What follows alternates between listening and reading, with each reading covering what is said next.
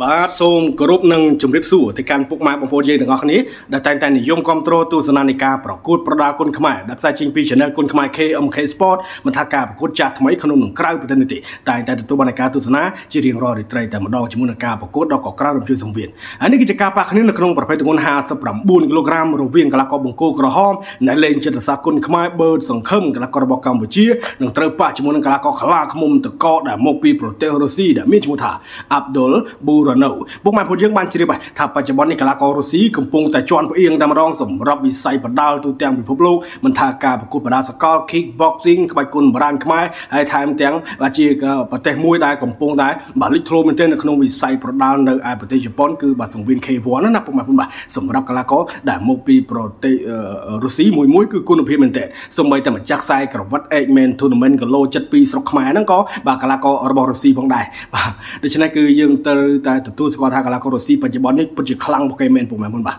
ឥឡូវរុស្ស៊ីមករោគទីនេះដូចជាមិនដែលធ្លាប់មកវាយនៅកម្ពុជាទេឬក៏ធ្លាប់ដែរតែខ្ញុំបានទស្សនាណាពុកម៉ែបងប្អូនបាទសម្រាប់កីឡាករ Abdul Buranov នេះបាទលោកគ្រូញ៉ាក្រាឡុងសេលីនកំពុងតែរៀបរាប់អំពីលក្ខណៈនៃការប្រកួតរួចរាល់បន្ទាប់ពីការទស្សនាទឹកទី1ដោយតទៅកីឡាករទាំងពីរធ្វើការប្រកួតរហូតដល់5ទឹកកន្នោះបាទមកជើងឆ្វេងដួលថ្មោលអាយ៉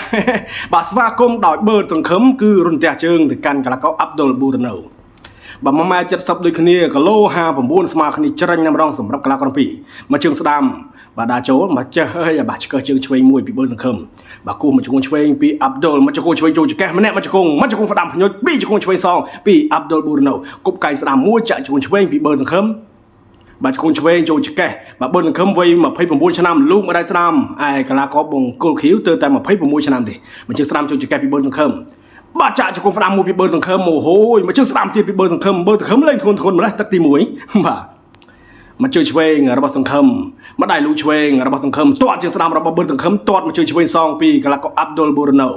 បាទរបស់រុស្ស៊ីមកដៃលូស្ដាំរបស់បឺតសង្ឃឹមបាទចូលពីសង្ឃឹមចាក់ជង្គង់ស្ដាំមួយពីបឺតសង្ឃឹមអត់លាស់មកជើងស្ដាំចូ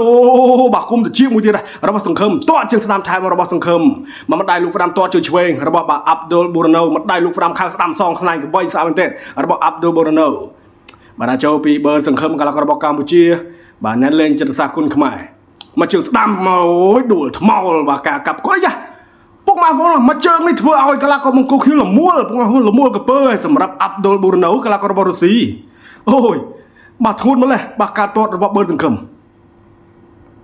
អត់អីទេបន្តនៃការប្រកួតបានខ្ញុំគិតថាប្រហែលជាឆ្លងផុតទេបាទមិនដៃស្ដាំរបស់សង្ឃឹមបាទដាក់ចូលមិនដៃឆ្វេងទៀតរបស់សង្ឃឹមដាក់ចូលញោមមិនដៃឆ្វេងលូកស្ដាំរបស់សង្ឃឹមចាក់ជង្គង់ស្ដាំមួយពីបឺតសង្ឃឹមអើយយអីយ៉ាយ៉ាងណាយ៉ាងណីជង្គង់កាច់គ្រៀកអីក៏ពាក់អង្គពួរសង្វៀនបត់កាយស្ដាំផ្លឹបរបស់បឺតសង្ឃឹមបាទមិនជង្គង់ឆ្វេងទៀតពីបឺតសង្ឃឹមបាទចាក់ជង្គង់ស្ដាំមួយទៀតពីបឺតសង្ឃឹមមិនដៃលូកស្ដាំពីបឺតសង្ឃឹមអូយប៉ាំងខ្ញើយបាទសម្រាប់ជើងក្រោមរបស់កីឡាករ Abdul Buranov លោកគ្រូញ៉ាក្រាឡុងស៊ីលីនធ្វើការរាប់ជាលើកទី2ទៅកាន់កីឡាករ Abdul Buranov អូចិត្តជាអ្នកប្រយុទ្ធរបស់គាត់ពិតជាមោះមុតមែនទែនពុកម៉ែបងប្អូនបាទបន្តនៃការប្រកួតបានកម្រិតគុនខ្មែរបាទមួយទឹកមិនអាចរាប់3លើកបាននោះទេឱកាសចុងក្រោយមកជើងស្ដាំមកដៃលូកស្ដាំទៀតរបស់បឺតសង្ឃឹមទាត់ជើងស្ដាំរបស់សង្ឃឹមមកជើងស្ដាំទៀតពីបឺតសង្ឃឹមដើរចូលដល់ថាឃើញកន្លែងឆ្ងាយមកជើងចូលកញ្ចឹងកចប់សពគ្រប់បាត់មិនធម្មតាការរាប់2ដងកន្លងទៅគឺខូចជើងទេអីកម្រិតមកជើងចុងក្រោយនេះអត់ទាត់ក្រោយមែនណាបឺតសង្ឃឹមពិតជាស័កសមជាអ្នកលេងចិត្តសាស្ត្ររបស់គេមែនបាទចាក់ជើងក្រោមធ្លីហើយអត់មានបន្តចាក់ទៀតទេទាត់កញ្ចឹងកនោះធ្វើឲ្យកីឡាករ Abdul Buranov របស់រុស្ស៊ីគឺបាទវែងវាន់លោកគ្រូញ៉ាក្រាឡុងសេលីនបញ្ឈុំនៃការប្រកួតបាទចប់ទឹកឯហ្នឹងពុកម៉ែបងប្អូនបាទនៅសល់ដូចជាបាទ10វិនាទីទៀតទេទឹកទី1នេះអលាស់ជើងបាទរូបភាពយឺតអូស្អាតមែនតើរបស់បឺតសង្ឃឹមបាទការប្រកួតចុងក្រោយរបស់បឺតសង្ឃឹមគឺបាទឈ្នះបាទទៅកាន់កីឡាករធុនវិហុងក៏ប្រការនោះមានការរិះគន់ច្រើនបាទខ្ញុំអត់រិះគន់ទេបាទវាយគេរាប់ហើយបាទមានតែប្រទេសដែលដាក់បន្ទុកញ៉ៃទេបាទគិតថាបាទបឺតសង្ឃឹមចាញ់បាទមកជើងស្ដាំនេះចប់សពគ្រប់ពុកម៉ែបងប្អូនបាទចូលកញ្ចឹងកបាទ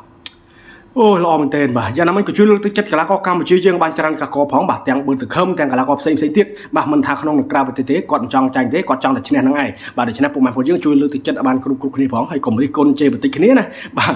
ដូច្នេះក្នុងការប្រកួតបានតែមួយទឹកតែប៉ុណ្ណោះបាទនិយាយទៅគឺបាទ2នាទីជិត3នាទីដែរសម្រាប់បឺតសង្ឃឹមកីឡាករជើងខ្លាំងរបស់កម្ពុជាដែលលេងចិត្តសាស្ត្រគុនខ្មែរបង្គោលក្រហមយកជ័យជំនះដោយទាត់កញ្ចឹងកធ្វើឲ្យកីឡាកររបស់រុស្ស៊ី Abdul Buranov បោះបង់ការប្រកួតនៅក្នុងទឹកទី1ហើយក៏ទទួលបានប្រាក់រង្វាន់បន្ថែមបាទរហូតដល់4លានរៀលច្រើនមែនទែនមក$1000ពុកម៉ែបងប្អូនបាទមិនធម្មតាទេសម្រាប់មួយជើងរបស់បឺតសង្ឃឹមក្នុងទឹកទី1នេះអរគុណសម្រាប់ការចូលរួមទស្សនាបើសិនជាមានពីពេចលឺលុះខ្វះខាតត្រង់ណាមិនសមរម្យក៏សូមតាកាន់តែនឹងអបិទោសជួបគ្នានៅវីដេអូក្រោយ